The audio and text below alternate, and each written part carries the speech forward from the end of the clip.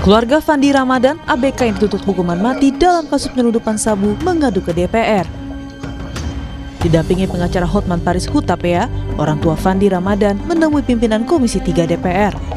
Usai pertemuan, sang ibunda bahkan bersimpuh di depan Ketua Komisi 3 DPR dan meminta keadilan. Orang tua bilang, Fandi yang baru bekerja 3 hari di kapal tersebut tak tahu menahu adanya narkotika jenis sabu seberat 2 ton yang dibawa kapal. Saya selaku orang tua, saya mohon keadilan sama Bapak. Membantu saya untuk menyelesaikan masalah anak saya ini, Pak. Saya mohon, Pak. Karena saya tanya anak saya, dia tidak mengetahui barang itu, Pak. Saya tanya, jadi tahunya dari mana? Setelah penangkapan, Mak, barulah tahu. Saya itu bawahnya, itu narkoba. Jadi, apa kamu nggak bertanya? Saya tanya, waktu barang itu masuk, disuruh kapten kami mengangkat. Begitu saya angkat, saya udah nggak enak. Saya bilang sama kawan, ya kok ini barangnya, tapi kita mau bawa minyak. Kalian nggak curiga? Kenapa ini tak betul lagi? Masa kapalnya bawa ini kotak-kotak, ini tak betul lagi. Mana tahu ini isinya bom. Itu anak saya bilang, Pak. Dalam kesempatan yang sama, kuasa hukum Fandi Hotman Paris Hutapea mendampingi keluarga Fandi Ramadan meminta DPR untuk memanggil penyidik dan jaksa yang menangani perkara Fandi ABK yang dituntut hukuman mati dalam kasus penyelundupan 2 ton sabu. Menurut Hotman, sesuai fakta persidangan, Fandi tidak mengetahui isi kotak yang masuk ke kapal saat berlayar. Bahkan sudah sempat menanyakan kepada kaptennya. Kalau sudah ada diakui oleh semua pihak yang terlibat bahwa si Fandi ini bolak-balik nanya, itu harusnya menjadi acuan bahwa memang dia tidak tahu. Tapi tetap begitu saja langsung dihukum mati. Dituntut mati. Jadi kepada pimpinan Komisi 3 dan juga anggota yang terhormat, nggak ada artinya kedatangan kami ini kalau hanya sekedar dengar pendapat. Tolong dulu dipanggil penyidiknya ini dan JPU-nya, dan bila perlu tim dari kedua belah pihak hadir biar objektif. Ketua Komisi 3 DPR Habibur Rahman merespon aduan keluarga Fandi ABK yang dituntut hukuman mati.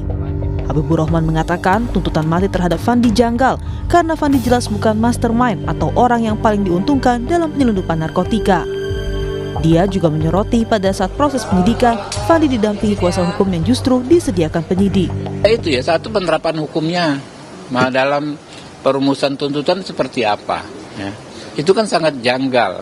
Kalau sebagai upaya terakhir, tentu harusnya kepada mastermind, orang yang merencanakan, orang yang melaksanakan, orang yang mengambil paling besar manfaat, ya, dan orang yang pelaku utamanya, kurang lebih kan begitu. Itu tuntutan hukuman mati. Harusnya hanya diterapkan seselektif itu. Nah itu kejanggalannya. Kemudian terbongkar tadi, ketika diperiksa katanya lawyernya dari pihak yang meriksa, itu kan. Gimana dia mau all out membela kepentingan kliennya? Sementara itu, Kapus Penkum Kejagung Anang Supriyatna menegaskan, Fandi dan juga terdakwa lain mengetahui jika barang yang mereka bawa adalah narkoba jenis sabu. Bahkan menurut Kejagung, Fandi juga telah menerima bayaran. Para terdakwa sadar dan mengetahui, termasuk yang ABK itu mengetahui bahwa barang itu adalah barang narkotika, dan itu disimpan sebagian ada di haluan kapal, sebagian lagi disembunyikan di bagian dekat mesin. Artinya menyadari dan menerima pembayaran juga yang bersangkutan. Dituntut maksimal berarti melakukan ini kan karena kejahatan itu berarti kan sudah mempertimbangkan berbagai hal, termasuk karena yang penting bagi kita negara dalam ini komitmen melindungi warga negara dari bahaya narkotika. Ini kan hampir 2 ton loh, nggak main-main. Sebelumnya, Jaksa Penuntut Umum menuntut hukuman mati terhadap 4 warga negara Indonesia dan 2 warga negara asing asal Thailand yang menjadi pelaku penyelundupan 2 ton sabu di perairan Kepulauan Riau. Salah satunya yang dituntut mati adalah Fandi Ramadan. Fandi dituntut hukuman mati dalam sidang Pengadilan Negeri Batam karena terlibat penyelundupan 2 ton sabu. Tim Liputan, Kompas TV.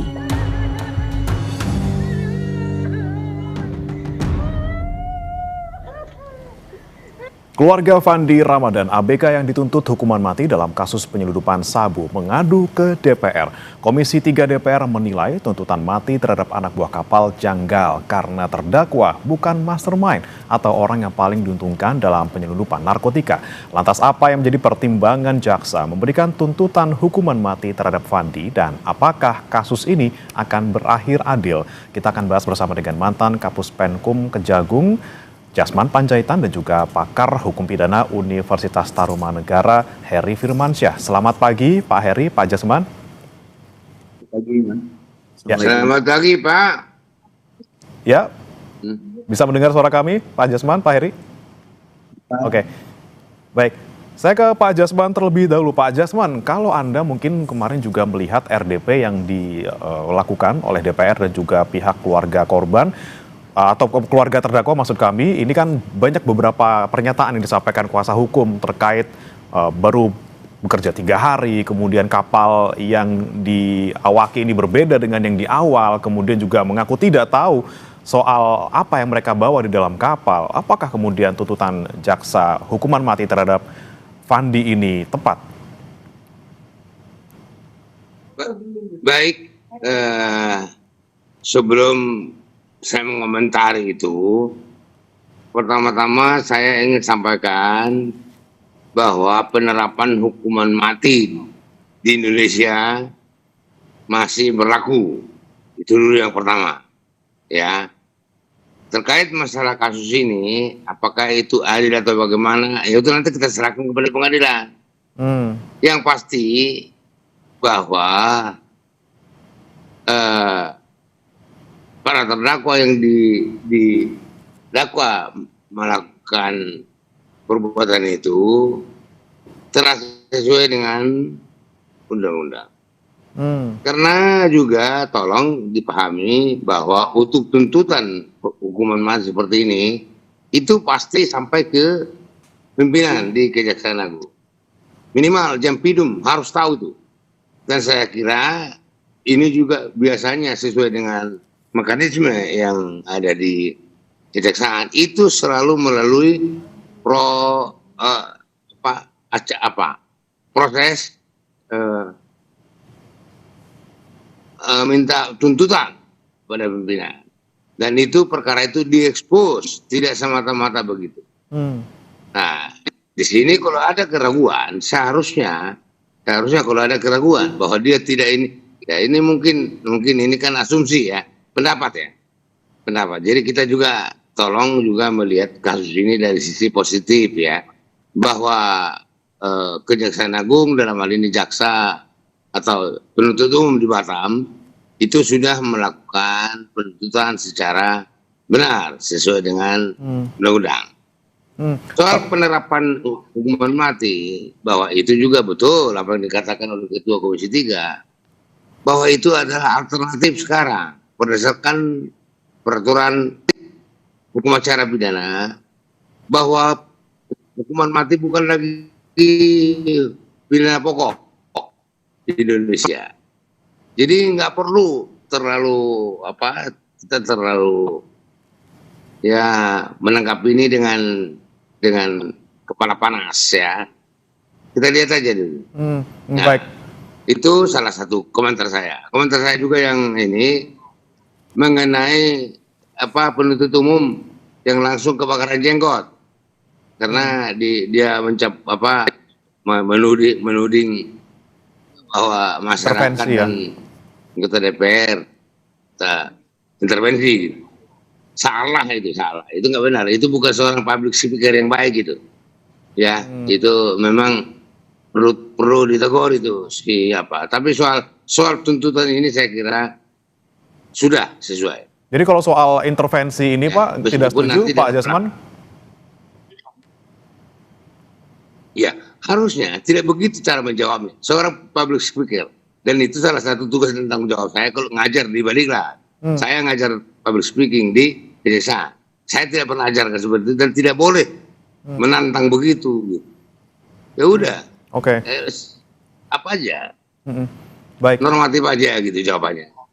Gitu. Baik, kemudian Pak Jasman yang menjadi pertanyaan juga ini kan memang hukuman mati masih berlaku tapi kemudian dilakukan ataupun diterapkan secara selektif dan juga ini adalah upaya terakhir ataupun alternatif seperti itu. Nah kalau Anda melihat perjalanan kasus dari ABK ini yang kemudian akhirnya dituntut mati, melihat kemudian pengakuan dari terdakwa yang mengaku tidak tahu apa yang dibawa gitu, apakah kemudian ini tepat? Apalagi sekarang yang punya kapal ini belum tertangkap gitu pelaku utamanya. Ya, itulah mungkin yang bisa menjadi catatan kita, gitu, ya. Tapi yang penting tadi, yang pasti tadi bahwa itu penerapan hukuman mati itu seperti yang saya katakan tadi masih berlaku di Indonesia. Nah, ini yang nanti kalau misalnya itu dieksaminasi perkaranya, nah, dan saya yakin seperti tadi saya sampaikan, ini ada proses expose. Expose ini pasti expose di Kejari Batam, expose di Kejati Riau, terus di Kejati, terus expose di Kejaksaan Agung. Pasti itu. Nah, pasti itu semua dilalui. Jadi tolong kita saling percaya. Percaya. Baik. Nah, itu tuh. Baik. Jadi soal nantinya, ya, tuntutan mati itu tuh nggak gampang, Pak, nggak gampang. Ya. Oke, baik. Saya ke Pak Heri. Pak Heri, kalau Anda melihat juga perjalanan kasus dari ABK Fandi ini, kemudian kemarin juga kita dengar bersama-sama mungkin ya, RDP bersama dengan kuasa hukum keluarga korban, keluarga terdakwa. Bagaimana kemudian Anda melihat kemarin yang disampaikan oleh kuasa hukum, banyak kejanggalan-kejanggalan yang kemudian disampaikan dan menilainya ya jangan tuntutan mati dong, ini kan pelaku utamanya belum tertangkap gitu. Baik, suara saya terdengar ya? Ya, terdengar, Pak Heri. Ya, bagaimanapun kita nggak tahu fakta hukum di persidangan kemarin ya, karena tidak tersampaikan lewat media secara detail informasinya. Yang paling penting adalah dalam suatu persidangan itu adalah mengurai fakta-fakta hukumnya. Kemudian pendekatan fakta hukum itu akan dijawab lewat teori hukum misalnya, atau asas hukum yang ada. Kalau tadi ingin membantah, tentunya menggunakan asas hukum hinstaf sonder schools, misalnya tiada pidana tanpa kesalahan, karena dianggap dia tidak tahu gitu ya, barang yang dibawa itu adalah narkoba, atau bicara tentang hukum yang lain, misalnya ada teori will and advertence, teori dia berkehendak mengetahui tadi, sehingga dengan itu dia bisa dipidana. Nah itu kan dasar dalam konteks teori yang dikaitkan dengan fakta. Nah yang penting adalah bahwa ada undang-undang lain yang harus digunakan untuk melihat kasus ini secara menyeluruh, karena ini kan terjadinya dalam konteks berlayar ya di laut, maka undang pelayaran pun menjadi penting untuk diteliti di sini. Bagaimana adanya pertanggungjawaban pidana itu tidak melekat pada seorang nakoda. Dalam hukum pidana ada istilahnya delik propria. Propria itu dia menyangkut pada status atau jabatan khusus tertentu. Nah salah satunya adalah nakoda misalnya. Agar kita bisa melihat bahwa siapa sih yang sebenarnya punya tanggung jawab yang besar dan mengetahui punya kehendak dan tanggung jawab yang tentunya diatur secara limitatif ya dalam suatu aturan undang-undang tadi, yang dia sebenarnya punya peran besar untuk barang itu naik, keluar ataupun berhenti kapal, itu kan bagian dari mekanisme pelayaran yang perlu dipahami juga. Nah, kita tidak mengetahui apakah kemarin dalam upaya jawab-menjawab ataupun membuktikan itu teman-teman penasihat hukum juga concern terhadap isu-isu tadi begitu ya, kemudian menghadirkan saksi yang relevan. Kalau kemarin disampaikan hanya mendasarkan pada konfirmasi dari yang langsung ya, dan atau yang mengatakan memang ada konfirmasi dari si Fandi terkait dengan isi muatan dari kapal tersebut apa. Nah ini kan kemudian dikonstruksi bahwa Fandi itu sebenarnya dia tidak mengetahui apa isi dari tersebut. Ya. Mungkin kalau dia tahu dia nggak akan melakukan. Sedangkan versi dari teman-teman kejaksaan ini dia mendapatkan upah gitu ya. Kemudian dia melakukan bongkar muat itu tidak tempat semestinya. Harusnya kan misalnya di pelabuhan, ya kan? Itu pun pelabuhan yang harusnya tercatat secara resmi untuk turun muat suatu muatan tadi. Ini sedang di tengah-tengah laut. kemudian melepaskan bendera kapal. Ini pelanggaran-pelanggaran yang mengerucut pada asumsi dugaan ini juga mengetahui tindak pidananya. Nah, yang menjadi kita sekarang ini kan sudah mengerucut pada ujungnya akhir putusan ya Mas ya. Dan ini sudah pada ending akhirnya. Masalahnya ketika kasus ini diangkat dan nanti rekomendasinya dari teman-teman yang di pihaknya Mas Fandi, ini kan teman DPR memanggil penyidik, memanggil penuntut umum. Yang saya khawatirkan adalah ini bukan masalah intervensi ya, tapi kita mulai berpikir secara kritis, apakah begini cara mengkoreksinya dengan memanggil tadi, kemudian apa hasil akhirnya yang nanti akan diharapkan? Apakah kemudian diikuti membuktikan lagi di Komisi 3 nanti atau seperti apa? Nah, saya sependapat bahwa peran DPR dalam Komisi 3 ya yang dilakukan oleh teman-teman DPR untuk mengawal kasus untuk menghasilkan atau menciptakan keadilan masyarakat bagi mereka yang mencari keadilan. Tapi dalam perspektif bahwa kemudian ini mengkoreksi sistem pidana, kemudian ada bukti membuktikan lagi sistem gelar perkara dan lain sebagainya. Nah, ini yang saya khawatir kemudian mengganggu tatanan hukum acara pidana kita secara keseluruhan. Dan tentunya perkara-perkara yang akan muncul yang demand-nya, permintaannya sama, yaitu dapat semacam ini untuk dan terhadap trust hukum kita juga semakin sulit diselamatkan. Baik, ini yang kami ingin tanyakan lagi nih kepada Pak Jasman, soal kita kan memang ada di luar ini ya, kita tidak tahu secara detail fakta-fakta persidangan yang terungkap di dalam sidang, tapi kemudian kita melihat secara luar gitu mungkin. Ini kan 6 yang kemudian dituntut hukuman mati maksimal, padahal mereka juga punya peran yang berbeda-beda, terutama ada di sana ada nakoda, ada yang hanya ABK, bahkan hanya baru bekerja 3 hari. Kemudian jika dipukul rata nih Pak Jasman, ketika ada suatu kasus yang peran yang berbeda-beda, ini terdakwa dituntut dengan seragam semuanya. Apakah ini kemudian masuk akal Pak, melihat tadi peran terdakwa masing-masing ini berbeda? Ya, baik. Jadi ini kan tuntutannya ada sebelum menuntut itu kan dilihat ada suatu kerjasama yang erat di antara pelaku. Jadi pasti ada kerjasama yang erat. Itu itu harus terungkap. Tidak pertama di dalam berkas penyidik Polri harus juga mengungkapkan itu. Dan itu diyakini oleh jaksa, maka jaksa mengajukan tuntutan hukuman mati. Tadi kan sudah disebutkan oleh Kapuspen bahwa barang buktinya itu kan 2 ton, gak tanggung-tanggung itu. Dan coba kita berpikir sebaliknya, bagaimana kalau itu berhasil?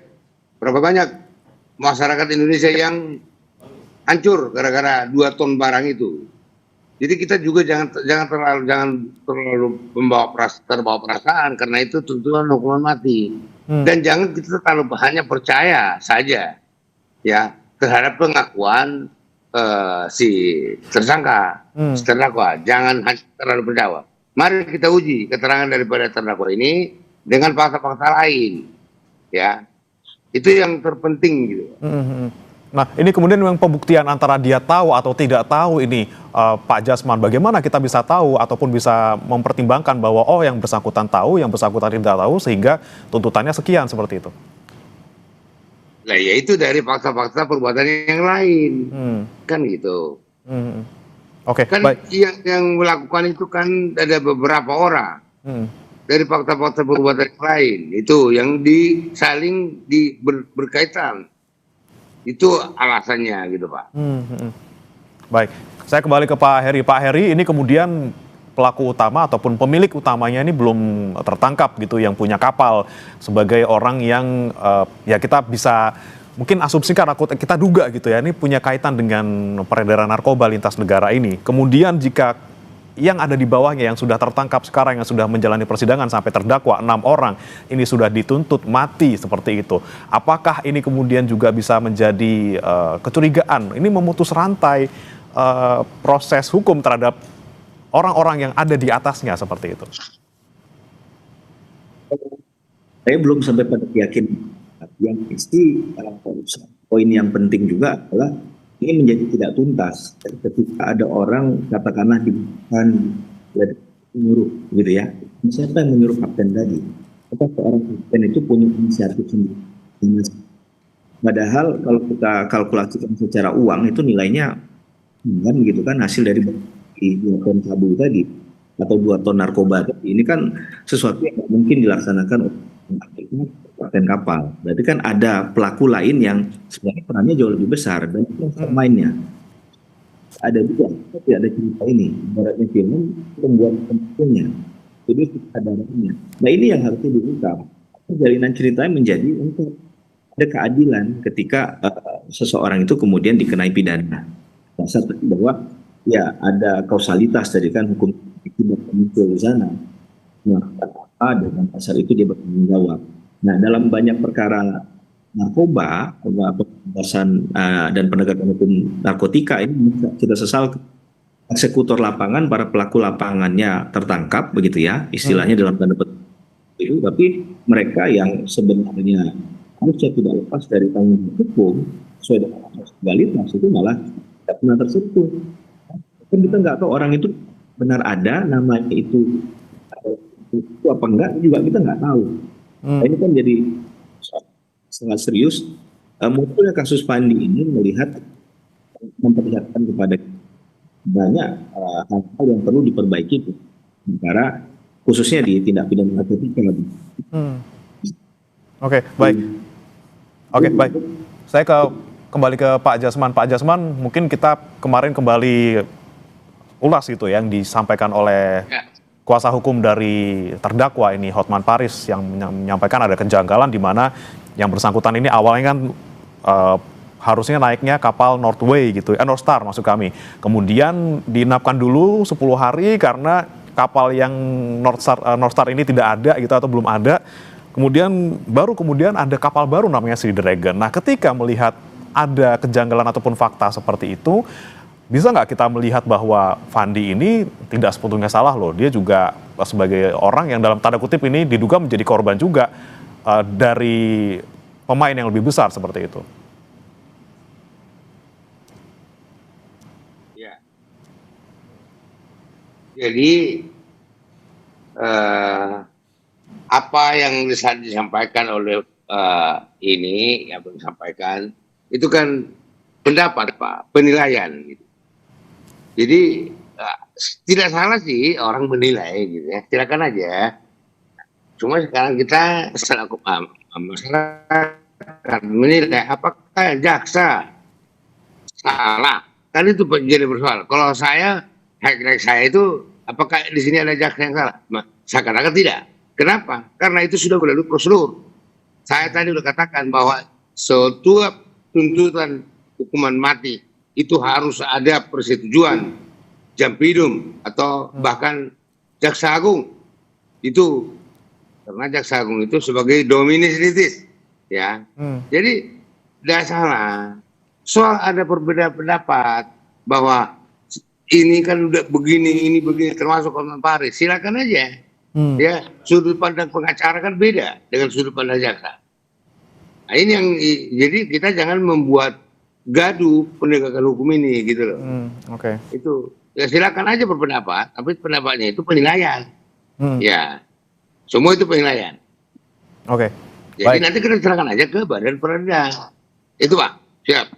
Nah, kemudian kalau misalnya ada pendapat berbeda atau mungkin ada istilahnya dorongan untuk bisa mengevaluasi ataupun melihat persidangan ini lebih jelas, apakah perlu eksaminasi nih Pak Heri, karena ada dorongan juga dari Komisi 3 bahwa perlu nih ada eksaminasi oleh Kejaksaan Agung, padahal kita tahu sendiri nih ada agendanya untuk vonisnya ini tanggal 5 Maret, sekarang sudah tanggal 27 seperti itu. Kira-kira mungkin nggak kalau kita ajukan eksaminasi gitu?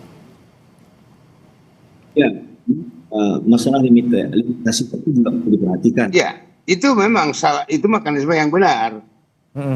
Di kejaksaan itu kalau ada seperti itu, ya jaksanya dan kejarinya itu dieksaminasi. Itu. Baik, kalau menurut Pak Heri gimana Pak? Seperti yang saya bilang tadi, bukan hanya jaksanya lagi. Ya. Karena semua udah pada setuju itu. Baik, Pak Heri, kalau menurut Anda bagaimana soal eksaminasi yang mungkin mepet waktunya karena vonisnya nanti tanggal 5 Maret? Ya, kalau kita bersandar pada keadilan dan ingin mendapatkan nanti sah-sah saja, menurut saya nggak ada pelanggaran terhadap hal itu ya, karena nggak inti kalau orang hukum itu bicara adalah nggak dia berupa perintah nggak, dia boleh atau enggak gitu kan. Kalau boleh saja kan berarti bisa dilakukan.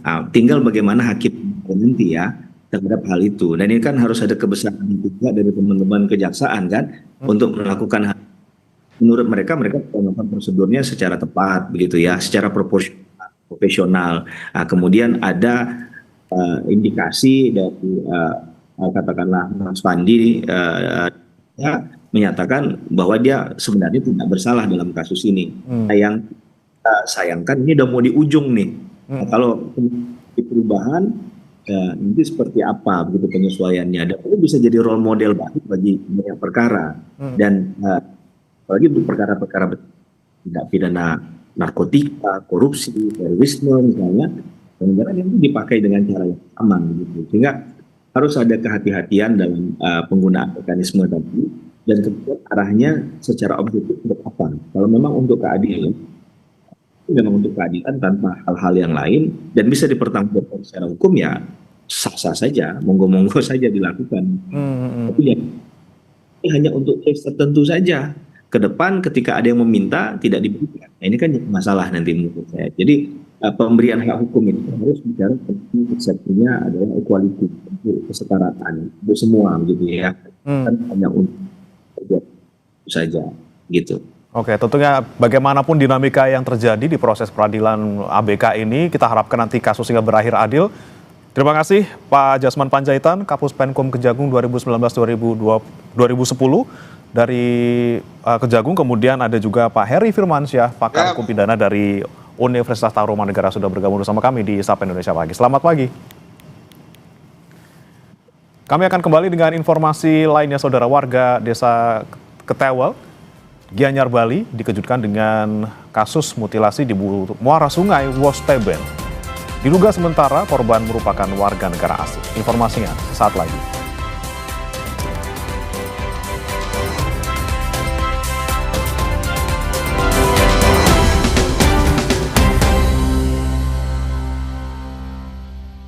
Dalam puasa itu, aktivitas harus tetap jalan.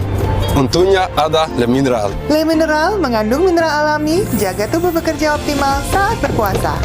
Alhamdulillah, seger. Le Mineral, penuhi kebutuhan mineral selama berpuasa. Ramadan berawal dari